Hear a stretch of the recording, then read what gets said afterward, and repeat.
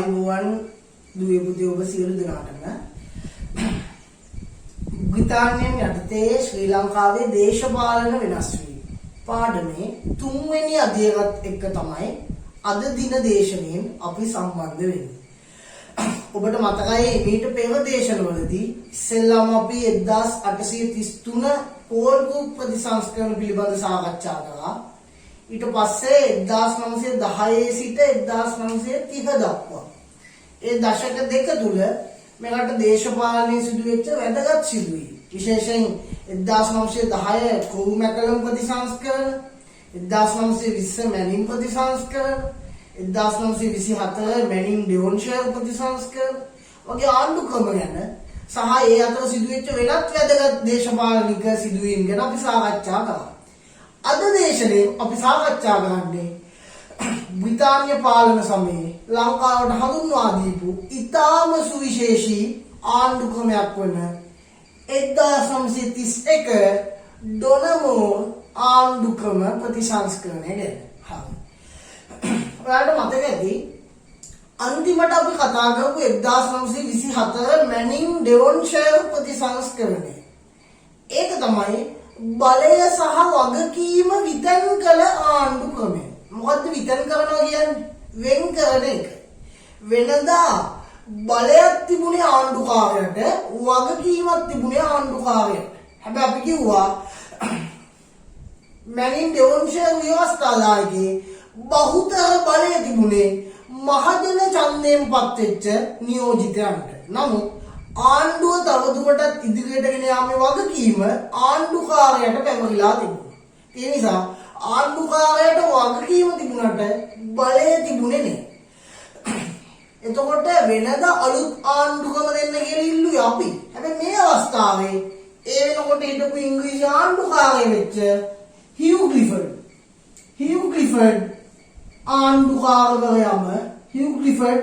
ආණ්ඩුකාරවරයම ඉල්ලා සිටියා මැනින් ඩෙවොන්ෂයර් යටතේ මට ලංකාව පාලනය කරන්න අමාරුයි. ඒ නිසා වහාම අලුත් ආණ්ඩු ක්‍රමයක් ලංකාවට හඳුන්වා දෙන්න කියලා ආණ්ඩුකාරයම ඉල්ලීමක් කළා. ඒකේ ප්‍රතිඵලයක් විදිහට අපි කිව්වා 1927 දී ඩොනමෝර් කොමිසම ලංකාවට ආවා. කවුද ආවේ? සභාපති තමයි ඩොනමෝර් සාමි. කොමිසමේ සභාපති තමයි ඩොනමෝර් සාමි. ඊට අමතරව ශ්‍රීමත් මැතිව් නේදන්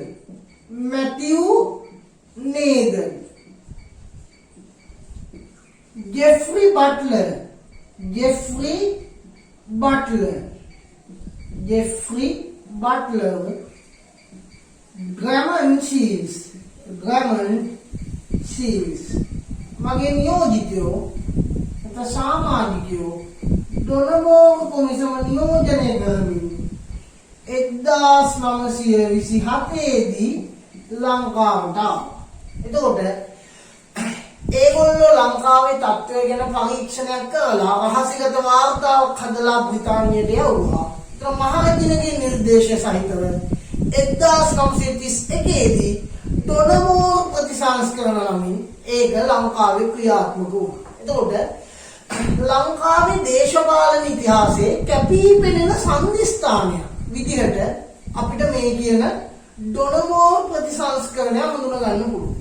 ඒකේ විශේෂ ලක්ෂණ ගත්තොත් අපි ප්‍රධාන වශයෙන් දැනගත යුතු අංග කීපයක් තියෙනවා. එකක් තමයි රාජ්‍ය මන්ත්‍රණ සභාව පිහිටුවීම. ඊළඟට සර්වජන ඡන්ද බලය ලබා දීම. ඊළඟට ජනවාර්ගික නියෝජනය අහෝසි කිරීම. විධායක කාරක සභා ක්‍රමයක් ඇති කිරීම. ඇමති මණ්ඩලයක් පිහිටුවීම. රාජ්‍ය නිලධාරීන් තිදෙනෙකු පත් කිරීම වගේ සුවිශේෂී අංග ගණනාවක් මේ ඩොනමෝර් ප්‍රතිසංස්කරණ ඇතුලේ අපිට අඳුර ගන්න පුළුවන්. එහෙනම් මේ පාඩමේදී අපි සාකච්ඡා කරන්නේ මෙන්න මේ කියන නිර්දේශ ගැන. හරි. ළමයි මම කිව්ව පළවෙනි එක තමයි රාජ්‍ය මන්ත්‍රණ සභාව පිහිටුවීම. අපි අදලා බලමු ඩොනමෝර් රාජ්‍ය මන්ත්‍රණ සභාවේ සංයුතිය කොහොමද මේක සකස් වුනේ කියන එක. ඩොනමෝ රාජ්‍ය මන්ත්‍රණ සභාව සමාජිකයෝ 61 දෙනෙක්ගෙන් සැදුම්ලත් වුණා. 61ක් හිටියා. එතනින් සර්වජන ඡන්ද බලයෙන්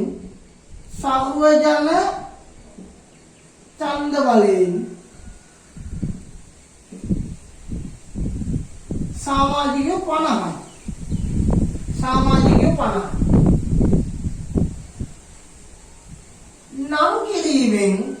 නම් කිරීමෙන් සමාජිකයෝ 8 දෙනෙක්. 8යි. ඊට අමතරව රාජ්‍ය නිලධාරීන් 3 දෙනෙක්. කවුද ඒ 3 දෙනා? නීති ලේකම්,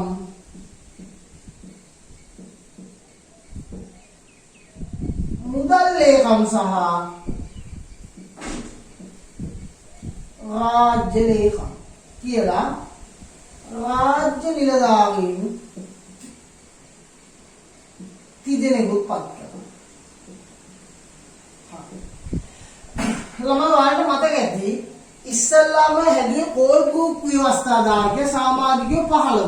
ක්‍රූමැගලම් එකේ 21යි. මැනින් 37යි. මැනින් ඩෙවොන්ෂයර් 49යි. ඩොනමෝ එකෙන් ඒක 61 දක්වා වැඩි වුණා. ඒ වගේම වෙනදා නීති සම්පාදනය කිරීමේ මණ්ඩලය ව්‍යවස්ථාදායක කියලා හැඳින්වුවා. හැබැයි ඩොනමෝ ප්‍රතිසංස්කරණ වලින් ඒකට අලුත් නමක් දුන්නා. රාජ්‍ය මන්ත්‍රණ සභාව. ඔයාලා දන්නවා දැන් නීති හදන තැන හඳුන්වන්නේ මොන නමින්ද? පාර්ලිමේන්තුව කියන නමින්. ඩොනමෝ එකෙන් දීපු නම තමයි රාජ්‍ය මන්ත්‍රණ සභාව. සමාජිකයෝ 61 දෙනෙක් ඒ කාලේ රාජ්‍ය මන්ත්‍රණ සභාවේ හිටියා. වර්තමාන පාර්ලිමේන්තුවේ ඔයාලා දන්නවා 225 මන්ත්‍රීවරුන් ඉන්නවා. ඩොනමෝ එකේ 61. ඒ 61කින් 50ක්ම සර්වජන ඡන්ද බලය. අන්න අපි ඉදිරියේදී කතා කරනවා සර්වජන ඡන්ද බලය කියන නිර්දේශය ගැන.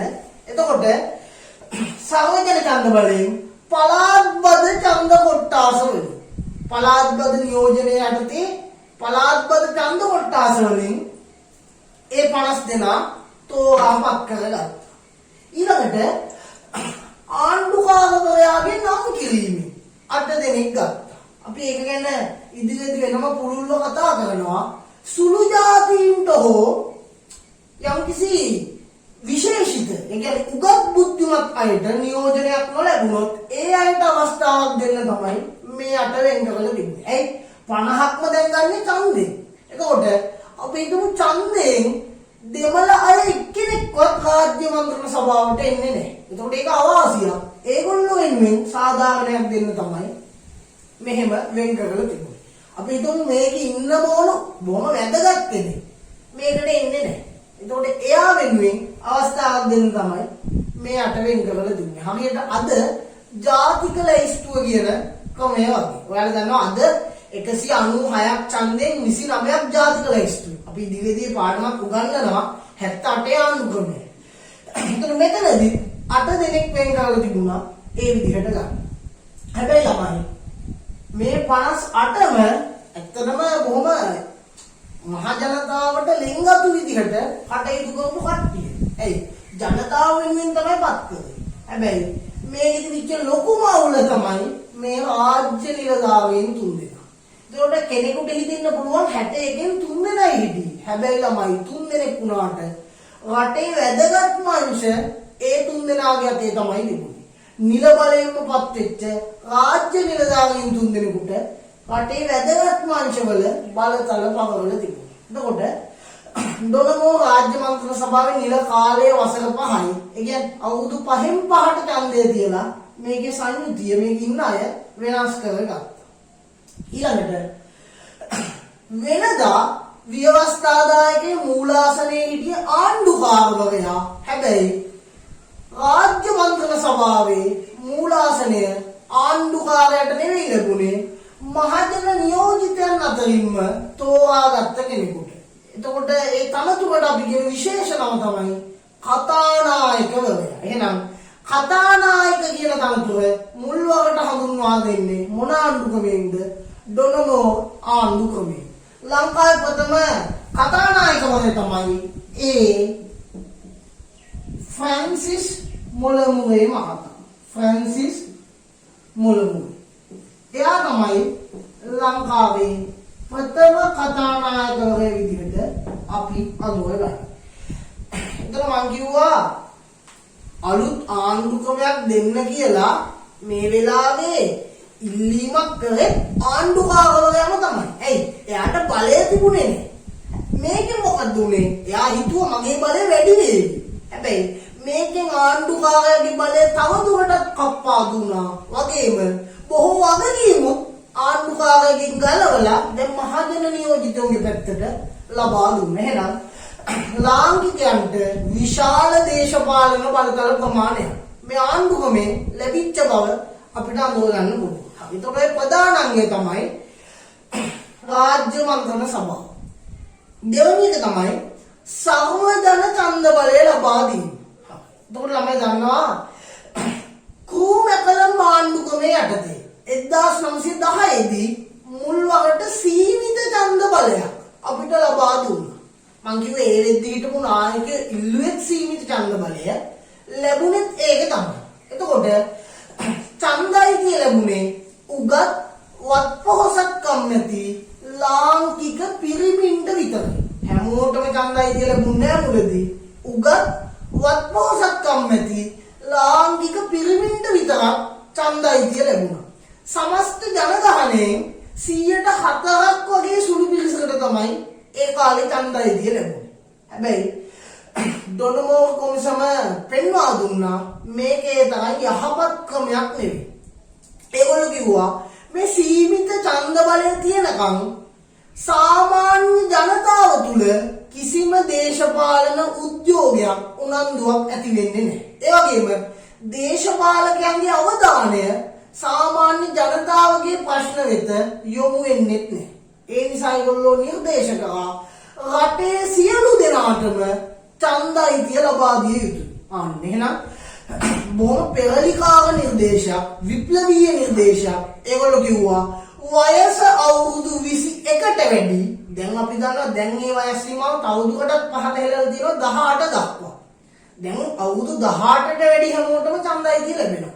මේ ඩොනමෝ එකෙන් වයස අවුරුදු 21ට වැඩි ස්ත්‍රී පුරුෂ සියලු දෙනාටම ඡන්දයි කියලා ලබා දුන්නා. මං කිව්ව වෙනදා කොච්චර සුදුසුකම් තිබුණත් කාන්තාවකට කොහෙත්ම ඡන්දයි කියලා ලැබුණේ නැහැ. හැබැයි මේකෙන් අවුරුදු 21කට වැඩි රටේ සියලු දෙනාටම ඡන්දයිතිය ලබා දුන්නා. ඒ නිසා අර දුප්පත්කම නිසා, ඒ වගේම කුල ભેද නිසා අර සමාජයේ නොසැලකිල්ලට ලක්වමින් හිටපු අර පීඩිත ජනතාවට දේශපාලන වටිනාකමක් ආරෝපණය වුණා. ඉතින් අපිට කියන්න පුළුවන් ලංකාවේ සාමාන්‍ය ජනතාව ලබාගත් විශිෂ්ට ජයග්‍රහණයක් තමයි ඔය කියන සර්වජන ඡන්ද බලය. රටේ හැමෝටම සියලුම ජනතාවට ඡන්ද බලය ලබා දීම. වෙනදා ඡන්දයිතිය තිබුණේ උගත් පොහොසත් ලංකාවේ පිරිමින්ට විතරයි. ඒ කියන්නේ මධ්‍යම පාන්තිකයන්ට. ඒතර මධ්‍යම පාන්තිකයන් විසිට කාමරවල රැස් වෙලා බොහොම ධනේශ්වර විදිහට ගෙනිච්ච දේශපාලන සංස්කෘතියක් තමයි ඩොනමෝ එකට කලින් ලංකාවේ තිබුණේ. හැබැයි ඩොනමෝ ප්‍රතිසංස්කරණ වලින් සර්වජන ඡන්ද බලය ලබා දීපු නිසා අර විසිට කාමර දේශපාලන සංස්කෘතිය බිඳ වැටිලා ජනතාවාදී ජනහිතකාමී රාමුවක් ඇතුළට ලංකාවේ දේශපාලනය පත් වුණා. ඒ නිසා බොහොම විශේෂ වැදගත්ම නිර්දේශයක් විදිහට මේක අපිට අඳුර ගන්න පුළුවන්. ඒත් එක්කම අපි කියන්න ඕන මේ නිර්දේශයට මේ රටේ හැමෝටම ඡන්දයිතිය දෙනවට ඒ කාලේ හිටපු දේශපාලන 나යකයෝ නම් කවුරුත්ම කැමති වුණේ නැහැ. පැහැදිලි? ඒගොල්ලෝ කිව්වා මේක රස්තියාදුකාරයන්ට බලය ලබා දීම. ඒ වගේම වඳුරන්ට දැලිපිය ලබා දීම. සමහර කිව්ව මේක වල්බූරු නිදහසක්. අන්න ඒ වගේ නොයෙක් විවේචන එල්ල කරමින් මේ වැඩේ නම් කරන්න එපා කියලා තමයි අපේ නායකයෝ තර්ක කරේ. ඇයි? ඒගොල්ලෝ දැනගෙන හිටියා මේ දේශපාලනයේ ඡන්ද අයිතිය වටිනකම නොදන්න පිරිසකට මේක ලැබුණොත් ලංකාවේ දේශපාලනය කොයිබටද කියන ගැටලුව මතුවෙන්න පුළුවන්. ඒ නිසා කිව්වා හැමෝටම ඡන්ද අයිතිය දෙන එක රාෂ්ට්‍රීයකාරයන්ට බලය ලබා දීමක් වගේ. වදුකට දැලි පීය දුන්නා වගේ. ඌ දන්නේ මේක මොකද්ද කරන්නේ කියලා. හරි හිතෙන ගමන් කපන්න පුළුවන්. මේක වල්බූරු නිදහසක්. නිදහස ඕන. හැබැයි හිතුමතේට මෙහෙම නිදහස දෙන්න එපා. එහෙම තමයි අපේ නායකයෝ කිව්වේ. හැබැයි ලංකාවේ කම්කරු නායකයෙක් වෙච්ච ඒ ගුණසිංහ මහතා එයා විතරයි ඒ වෙලාවේ මේකට පක්ෂපාතීව කටයුතු කරේ. එයා කම්කරු නායකයා. ඒකට කම්කරු ඉන්නේ සාමාන්‍ය ජනතාවගේ. ඒ නිසා එයා මේකට පක්ෂපාතීව කටයුතු කරා. අනිත් හැමෝම නායකයෝ විරුද්ධව තමයි ඒ වෙලාවේ කතා කරලා තියෙන්නේ. හැබැයි කොහොම වුණත් සර්ව ජන ඡන්ද බලය ලබා දුන්නා. අපි කියන එක පොදු ජනතාවගේ ජයග්‍රහණය. ඒක හොඳද නරකද කියන එක මම කියන්න යන්නේ නැහැ. ඒක ඔබට තීරණය කරන්න බාරයි. ඔබට හිතා ගන්න පුළුවන්. දැන් රටේ හැමෝම ඡන්දය භාවිත කිරීම යහපත් ප්‍රතිඵල දුදා කරලා තියෙන යහපත් ප්‍රතිඵල. පාර්ලිමේන්තුවේ දැන් ඉන්න අය හොඳද? අපේ ඡන්දය යවපු අය හොඳද? පැහැදිලිනේ. ඒක අපි තේරුම් ගන්න ඕන. අපි තීරණය ගන්න ඕන. එතකොට අපිට හිතා ගන්න පුළුවන් සර්ව ජන ඡන්ද බලය දීම හොඳද නරකද කියන එක. පැහැදිලි හැමෝටම ඡන්දයිතියක් ලැබුණා. වටිනකමක් ලැබුණා. හැබැයි ඒ නිසා ඇත්තටම අර උගත් බුද්ධිමත් අය වෙනුවට කිසිම වැදගැම්මකට නැති මිනිස්සු අද පාර්ලිමේන්තුවට යන්න ඔය තත්ත්වයක් හේතු වෙලා තියෙනවා. එහෙනම් අපි තේරුම් ගන්න ඕන මධ්‍යස්ථ.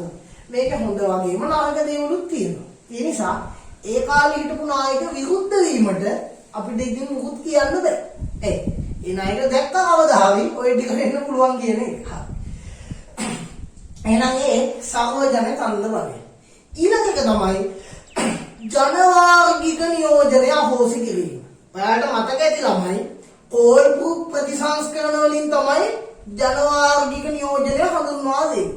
මම ඒක ගැන කතා කරනකොටත් කිව්වා ඒක හිතකරද අහිතකරද? ඔයාලට මතක ඇති ඒක හරිම අහිතකර දෙයක්. නරක දෙයක්. ඇයි?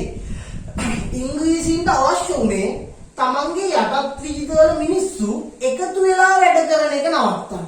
ඒ නිසා ඒගොල්ලෝ ಜಾති ભેද, කුල ભેද, ආගම් ભેද අවුස්සලා මිනිස්සු බෙදලා වෙන් කරන්න කටයුතු කරා. ඔයාලා අහලා තියෙනවා සින්දුවක් කියනවා මොකද්ද? නැගී සිටිය හැක එක්සත් වී බෙදී ගියොත් රටේ අයිසුන් වී. එතකොට අපිව පුළුවන් තරම් බෙදන්න තමයි ඒගොල්ලෝ උත්සාහ කරන්නේ. ඒ නිසා තමයි ජනවාර්ගික නියෝජනය කෝල් බුක් එකෙන් දුන්නේ. ඔයාලට මතක ඇති නිල නොලත් සමාජිකයෝ 6 දෙනා ගන්නකොට යුරෝපීය 3 දෙනයි සිංහල එක්කෙනයි දෙමළ එක්කෙනයි බර්ගර් එක්කෙනයි වශයෙන් තමයි ගත්තේ. පස්සේ සිංහල මිනිස්සු නැවත දෙකට බෙදුවා. උඩ රට සිංහල සහ පහත රට සිංහල. ද්‍රවිඩ මිනිස්සු දෙකට බෙදුවා. ඉන්දීය දෙමළ සහ ලාංකික දෙමළ. ඔන්න ඒ විදිහට පුළුවන් තරම් බෙදාවෙන් කිරීමේ ප්‍රතිපත්තිය තමයි ඒගොල්ලෝ අනුගමනය කරන්නේ. ඒත් ඒකේ ප්‍රතිඵලයක් විදිහට තමයි 1915 සිංහල මුස්ලිම් කෝලාහල පවා ඇති වෙන්නේ. ජාතිවාදී ගැටුම් රටේ ඇති වෙන්න මේ ජනවාර්ගික නියෝජනය හේතුවක් වුණා. ඒ නිසා ඩොනමෝ කොමිසම තමන්ගේ ඒ වාර්තාවේ පූර්විකාවේ ලිව්වා ලංකාව නැමැති දේශපාලන ශරීරය වර්ගවාදය නැමැති පිළිකාව වැළඳීමේ යාමට මත්තෙන් කළ යුතු එකම ප්‍රතිකර්මය වන්නේ අහිතකර වූ ජනවාර්ගික නියෝජනය අහෝසි කිරීම. පැහැදිලිනේ? ඒගොල්ලෝ ලිව්වා මේ ලංකාව කියන දේශපාලන ශරීරයට වර්ගවාදය, ජාතිවාදය කියන එක පිළිකාවක් වගේ. ඒ පිළිකාව හැදිලා අපි දන්න පිළිකාවක් හැදුනවා අපේ සෛල එකින් එක මරණයටපත් වෙනවා. එතකොට ජාතිවාදය විශ්ුණොත් ලංකාවේ දේශපාලනය ටිකෙන් ටික විනාශ වෙන්න පුළුවන්. දේශපාලනයේ මලගම උදා වෙන්න පුළුවන්. ඒ නිසා මේ වෙලාවේ හරි ජනවාර්ගික නියෝජනය අහෝසි කරන්න ඕන කියලා ඒගොල්ලෝ නිර්දේශ කරා. ඉතාම වටිනා ඉතාම ප්‍රගතිශීලී යෝජනාවක් තමයි මේ ජනවාර්ගික නියෝජනය හොසි කිරීම. පැහැදිලි? හරිම හොඳ දෙයක්. හැබැයි කොච්චර හොඳ දෙයක් වුණත් සුළු ජාතීන්ගෙන් ඒකට යම් කිසි විරෝධයක් එල්ල වුණා. ඇයි? ඒගොල්ලෝ කිව්වා ලංකාවේ වැඩිපුර ඡන්දය දෙන්නේ ඉන්නේ සිංහල මිනිස්සු. එතකොට ඡන්දෙන් ඔක්කොම ගන්න ගියොත් සිංහල අය විතරක් රාජ්‍ය මන්ත්‍රණ සභාවට ආවා. අපේ අදහස් කියන්නේ අපේ අයගේ ප්‍රශ්න කියන්න කෙනෙක් නැති වෙනවා අපිට අවාසි. ඒ නිසා ඔබ කරන්න එපා කියලා තමයි සුළු ජාතීන් යෝජනා කරේ. හැබැයි ඒක නොකර හිටියේ නැහැ. ඒ සුළු ජාතීන්ට අසාධාරණයක් කරෙත් නැහැ. මං කිව්වා මෙන්න මේ අට වෙන් කරලා තිබ්බේ සුළු ජාතීන් වෙන්නේ. පැහැදිලි? ආණ්ඩුකාරවරයාගේ නම් කිරීමෙන් 8 දෙනෙක් ගන්න වෙනම වෙන් කරලා තිබ්බා. ඒ අට තිබ්බේ වෙනදා වගේ වෙන ආණ්ඩුකමවලදී වගේ ආණ්ඩුකාරයට හිතෙන අය දාන්න නෙවෙයි. ඒක තිබ්බේ යම් කිසි සුළු ජාතියකට නියෝජනයක් නොලැබුණු. එහෙම නැත්නම් ප්‍රමාණවත් නියෝජනයක් නොලැබුණු. අපි හිතමු දෙමළ කට්ටිය එක්කෙනයි තේරෙන්නේ. අඩුම ගානේ 3 දෙනෙක්වත් ඉන්න ඕනේ. එහෙනම් මෙතනින් තව දෙන්නෙකුට අවස්ථාව දෙන්න පුළුවන්. බර්ගර් කට්ටිය කවුරුත් නැහැ. එහෙනම් මෙතනින් දෙන්නෙක් විතර දාන්න පුළුවන්. ඒ විදිහට සුළු ජාතීන්ටත් සාධාරණ ඉටු ගන්න අවශ්‍ය නිසා වෙනම 8 දෙනෙක් වෙන් කරලා තිබුණා. එහෙනම් අපිට පේනවා බොහොම යහපත් ප්‍රගතිශීලී යෝජනාවක් තමයි මේ කියන මොකද්ද? ජනවාර්ගික නියෝජනය අහෝසි කිරීම. දැන් අපි තුනක් තමයි කතා කරා. ඊළඟ එක තමයි විධායක කාර්ක සභා පිටුවීම. විධායක කාර්ක සභා ක්‍රමයක් ඇති කිරීම. මොකද්ද විධායක කාර්ක සභා කියන්නේ? ඔයාලට මතක ඇති අපි කලින් කතා කරා කෝල් ගෲප් එකේදී අපි කිව්ව ව්‍යවස්ථාදායක විධායක සභා පිටුවීම. ඒ කියන්නේ නීති හදන තැන ව්‍යවස්ථාදායකය, නීති ක්‍රියාත්මක කරන තැන විධායකය. ඩොලමෝ එකෙන් දැන් වෙනද ව්‍යවස්ථාදායකයේ ඉන්න අයගෙන් කීප දෙනෙක් විතරයි විධායකයට ගත්තා. පැහැදිලිනේ? මම කිව්වා කෝල් ගෲප් එකේ නම් ව්‍යවස්ථාදායකයේ 15යි. ඒ අතරින් නිලදත් 6 දෙනෙක් විතරක් විධායකයට ගත්තා. දැන් උනත් දැන් ළමයි විධායකය කියන්නේ කැබිනට් ඇමති මණ්ඩලය. පාර්ලිමේන්තුවේ ඉන්න 225ටම ඇමතිකම් දෙනවද? නෑ නේ. ආණ්ඩු පක්ෂයේ ප්‍රබලයන් කීප දෙනෙකුට තමයි ඇමතිකම් දෙන්නේ. සමහර 20 ගාණක් වෙන්න පුළුවන්, 40 ගාණක්, 30 ගාණක්. ඒ වගේ අම්කිසි සීමිත පිරිසකට විතරයි. හැබැයි ඩොනමෝ එකේදී අත්හදා බැලීමක් වශයෙන් පොඩි වෙනසක් කරලා බැලුවා. ව්‍යවස්ථාදායකයේ හිටපු සියලු දෙනා අර රාජ්‍ය නිලධාරීන් 30 දෙනා සහ කතානායකවරයා ඇරෙන්න ඉතුරු 57 දෙනාම විධායක කාර්ක සභා 7කට වෙන් කරා. මොනවද? කෘෂිකර්ම සහ ඉඩම් පිළිබඳ විධායක කාර්ක සභාව. ඊළඟට ස්වදේශ කටයුතු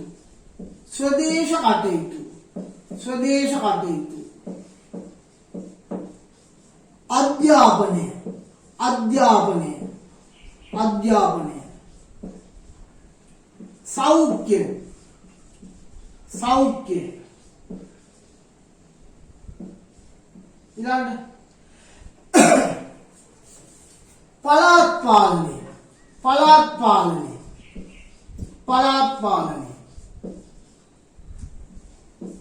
ගමනාගමන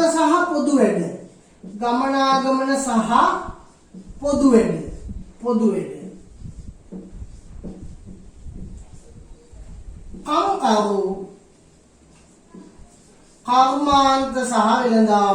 කම්කරු කර්මාන්ත සහ වෙළඳාම වශයෙන් විධායක කාර්ය සභා 7කට බෙදුවා. ඒතකොට ආයෙත් පේනවා 57 7න් බෙදුවම සාමාන්‍ය එකකට 8 ගානේ වගේනේ.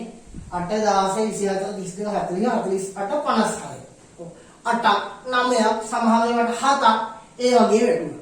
ඒ අතරින් කෙනෙක් මේකේ සභාපති කරා. එතකොට මෙන්න ප්‍රථම සභාපතිව වූ කෘෂිකර්ම සහ ඉඩම් DS සේනානායක. ස්වදේශ කටයුතු සර් DB ජයතිලක අධ්‍යාපනය CWW කන්නංග. CWW කන්නංග. මොකද්ද CWW කියන්නේ? Christopher William Wijekoon කන්නංග. DB කියන්නේ දොන් බාවන් ජයතිලක. DS කියන්නේ දොන් ස්ටීවන් සේනානායක. පැහැදිලි?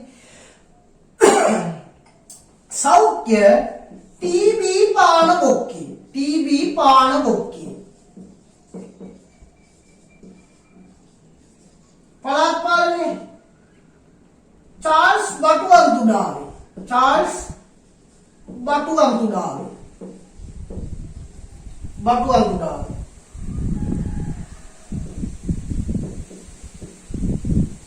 ගමනාගමන සහ පොදු වැඩ මාකන් මාකන්. මාකන් මාකන්. කම්කහු කවුනාන් සහ වෙලදාම පී සුන්දර නැත්නම් පෙරිය සුන්දර කියලා සභාපතිවරු 7 දෙනෙකුත් මෙතනදී පත් කරගත්තා. එහෙනම් බොහොම විශේෂ දෙයක්.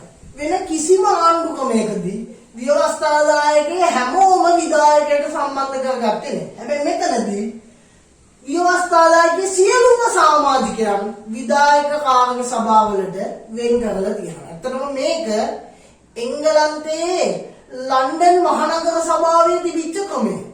අත්හදා බැලීමක් විදිහට ලංකාවට හඳුන්වා දුන්නා. ඔය ක්‍රමය ක්‍රියාත්මක වෙච්ච ප්‍රථම සහ එකම පෙරදිගයටත් විජිතය තමයි ලංකාව. පස්සේ ඒකේ තරම් සුදුසු නෑ කියලා ඒගොල්ලෝ තේරුණා. ඒකම ඩොනමෝරගෙන් පස්සේ අපිටත් නැති කරා වෙන කොහෙටවත් දුන්නේ නැහැ. කොහොම වුණත් ඔන්න ඔය වගේ විධායක කාර්ය සභා හතක් පිහිටුවීම බොහොම විශේෂ නැත්නම් වැදගත් ප්‍රගතිශීලී යෝජනාවක් විදිහට අපිට අඳුර ගන්න පුළුවන්. අපේ නායකයන්ට සැලකිය යුතු බලය මුල්වරට ලැබෙන්නේ මෙන්න මේ කියන විධායක කාර්ය සභා ක්‍රමය හරහා. පැහැදිලි හරියට මේව නිකන් වර්තමානයේ මොන වගේද? අමාත්‍යංශ වගේ. දැන් අපි දන්නවා වර්තමාන අධ්‍යාපන ඇමතිතුමා තමයි GL පීරිස්.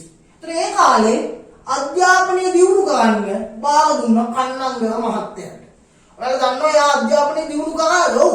නිදහස් අධ්‍යාපනය හඳුන්වා දීලා අධ්‍යාපනයේ විප්ලවයක් ඇති කරන්න කන්නංගරට පුළුවන් වුණේ. කන්නංගර මැතිතුමාට පුළුවන් වුණේ මෙන්න මේ කියන විධායක කාර්ය සභා ක්‍රමය නිසා. රට පුරා ගොවි ජනපද පිහිටුවලා රජ කාලේ තිබිච්ච කෘෂිකාර්මික සමෘද්ධිය ආපහු ලංකාවට ගේන්න DS සේනානායකට පුළුවන් වුණේ කෘෂිකාර්මික සහ ඉඩම් විධායක කාර්ය සභාවේ සභාපතිකම එයාට ලැබීම නිසා. එයා තමයි ලංකාවේ ගොවි දැනේ විප්ලවයක් ඇති කරපු කෙනා.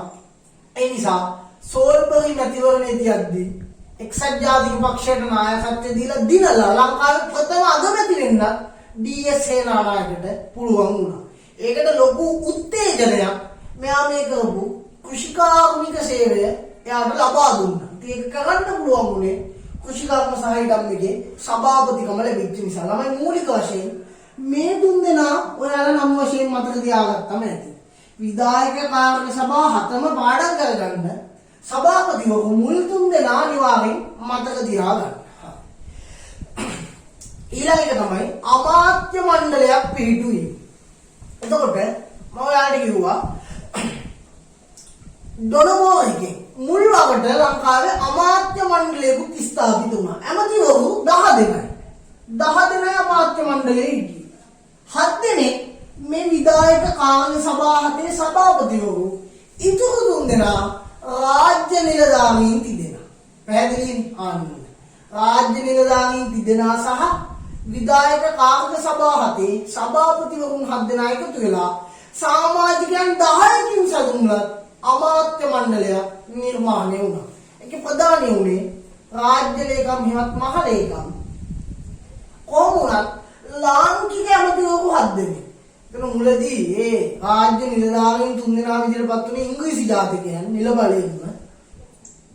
හැබැයි අපේ ලාංකිකයන් 7 දෙනෙක් ඒ විෂය භාග ඇමතිවරුන් විදිහටපත් වුණා. ඒගොල්ලොන්ට ඒ ශාස්ත්‍රය දියුණු කරන්න ලොකු බලයක් ලැබුණා. ඉතින් DS සේනානායකට ලංකාවේ කෘෂිකර්මාන්තය නගා සිටුවන්න CWW කන්නංගකට අධ්‍යාපනය නගා සිටුවන්න අවස්ථාව ලැබෙන්නේ මේ නායකයෝ මේ ඩොනමෝ විධායක කාර්ය සභාවකම සහ අමාත්‍ය මණ්ඩලයේ පිහිටුවීම හා ඒගොල්ලොන්ට ලැබිච්ච බලතල නිසා. හරි. එහෙනම් පැහැදිලි. අවසාන නිර්දේශය මොකද්ද? රාජ්‍ය නිලධාරීන් දෙදෙනෙකුපත් කිරීම. ළමයි ඩොනමෝ එකේ අනිත් ඔක්කොම හොඳයි. තිබිච්ච එකම සහ ලොකුම අවුල තමයි මේ කියන රාජ්‍ය නිලධාරීන් දෙදෙනෙක්පත් කිරීම. කෙනෙක් කියන්න පුළුවන් අයියෝ සර් 61ක්ම හිටියා 3 දෙනයි ඉන්නේ රාජ්‍ය නිලධාරීන්. 61ක් හිටපු එකේ 3 දෙනා රාජ්‍ය නිලධාරීන් ඉන්නේ. හැබැයි 3 දෙනා තමයි 3 දෙනා වුණාට ඒගොල්ලොන්ට පවරලා තිබුණේ රටේ වැදගත්ම අංශ. රාජ්‍ය ලේකම් හෙවත් මහ ලේකම්. එයා තමයි ප්‍රධානියා. එයාට පවරලා තිබුණා රාජ්‍ය ආරක්ෂාව සහ පරිපාලනය. රාජ්‍ය ආරක්ෂාව සහ පරිපාලනය පවරලා තිබුණේ රාජ්‍ය ලේකම්ට. මුදල් ලේකම්ට මොකද්ද? මුදල් ලේකම්ට මුදල් පාලනය. මුදල් පාලනය. මුදල් පාලනය. නීති ලේකම්ට නීතිය හා සාමය. නීති ලේකම්ට නීතිය හා සාමය.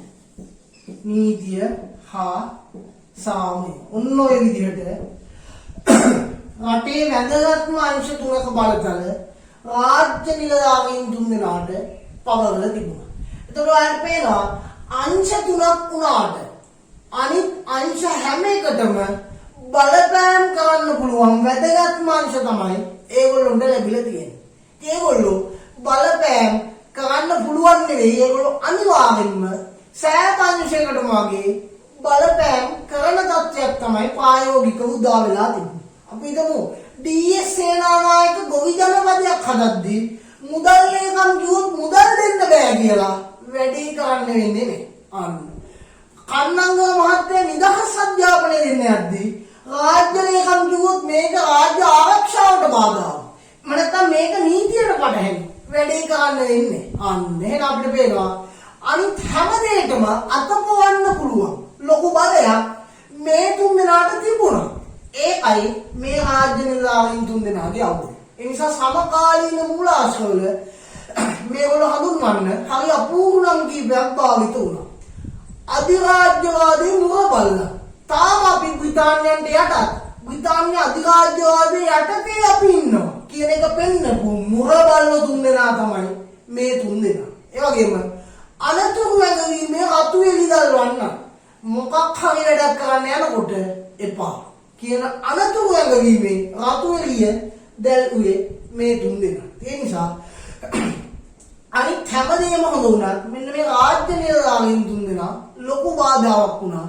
හැබැයි පස්සේ අපි දිගින් දිගටම සටන් කිරීමේ ප්‍රතිඵලයක් විදිහට රාජ්‍ය නිලධාරීන් වශයෙන් ලාංකිකයන්ම පත් කරගන්න අපිට පුළුවන් වුණා. ඒකේ ප්‍රතිඵලයක් විදිහට ඉස්සල්ලාම මුදල් ලේකම් වශයෙන් සෝලිවර් ගුණතිලක මහත්තයා පත් කරගන්න පුළුවන් වුණා. එහෙනම් ළමයි බොහොම සුවිශේෂී ආණ්ඩුක්‍රමයක්. ලංකාවේ දේශපාලන ඉතිහාසයේ කැපී පෙනෙන සම්දිස්ථානයක් තමයි මේ කියන ඩොනමෝර් ප්‍රතිසංස්කරණය. අනිත් ඒවාට වඩා මේක විශේෂ වෙන්නේ මේකේ තිබිච්ච දේවල් හරිම පෙරලිකාර විප්ලවීය දේවල්. ඒ තරම් බලතල දැන් තියෙන ආණ්ඩුක්‍රමයකින් පවා අපිට ලැබිලා නැහැ. ඒවා සුදුසුද නුසුදුසුද කියන එක වෙනම කතාවක්. ඒ තරම් ගැළපෙන්නේ නැති නිසා නේ වෙනස් වෙන්නේ නැත්තේ. හැබැයි කොහොම වුණත් ලංකාවේ නායකයන්ට වටිනා දේවල් අපේ දේශපාලනයට වටිනා දේවල් ගොඩක් එකතු කරපු සුවිශේෂී ආණ්ඩුක්‍රමයක් තමයි මේ කියන ඩොනමෝර් ප්‍රතිසංස්කරණය. එතකොට ඩොනමෝර් ප්‍රතිසංස්කරණයෙන් පස්සේ දැන් අපි 1815 ඉංග්‍රීසින්ට ලංකාව යටත් වෙච්ච දවසේ සිට 1931 වෙනකම් ලංකාවේ දේශපාලනය ගැන කතා කරලා ඉවරයි. දැන් අපි ඉන්නේ අවසාන කාලතුවේ. එහෙනම් මේ පාඩමේ 4 වෙනි කොටස ඊළඟ දේශනෙන් අපි සාකච්ඡා කරද්දී අපි කතා කරනවා 1931න් පස්සේ අපේ නායකයෝ ගැන ගිහපු නිදහස සඳහා උද්ඝෝෂණ ව්‍යාපාරය ගැන. සූර්යමල් ව්‍යාපාරය ගැනලා කෙලින්ම නිදහස ඉල්ලලා සටන් කරන්න තරම් අපූර්ව ජවයක් ඊට පස්සේ අපේ නායකයෝ තුල උඩ නැගුවා. ඒක ප්‍රතිඵලයක් විදිහට 1947 සෝල්බර්ග් ප්‍රතිසංස්කරණ ආවා. අර්ධ නිදහසක් ලැබුණා. අවසානයේදී 48 පෙබරවාරි 4 වෙනිදා බ්‍රිතාන්‍ය කිරීටෙන් ලංකාවට සම්පූර්ණ නිදහස ලබා දුන්නා. එතෙන් සිට ලංකාව නිදහස් රටක්, නිවහල් රටක් බවට පත් වුණා. එහෙනම් බ්‍රිතාන්‍යයන් යටතේ ලංකාවේ දේශපාලන වෙනස් වීම වල මුල් කොටස අපි 1833 කෝල්බර්ග් ප්‍රතිසංස්කරණ නමින් සාකච්ඡා කළා. දෙවැනි කොටස 1910 සිට 30 දක්වා මෙරට දේශපාලන විශේෂ සිදුවීම් අපි වෙනම සාකච්ඡා කළා. මේ පාඩමෙන් අපි ලංකාවේ සුවිශේෂී ආණ්ඩුක්‍රමය වෙච්ච 1931 ඩොනබෝර් ප්‍රතිසංස්කරණ ගැන සාකච්ඡා කළා. අවසාන කොටසින් ඊළඟ දවසේ අපි 1947 සෝල්බර්ග් ප්‍රතිසංස්කරණ සහ ලංකාවට නිදහස ලැබීම ගැන සාකච්ඡා කරමු. එහෙනම් අදට අදාළ දේශනය මම මෙතනින් අවසන් කරන්න. සම්බන්ධ වෙච්ච සියලු දෙනාටම බොහොම ස්තුතියි. ආයුබෝවන්.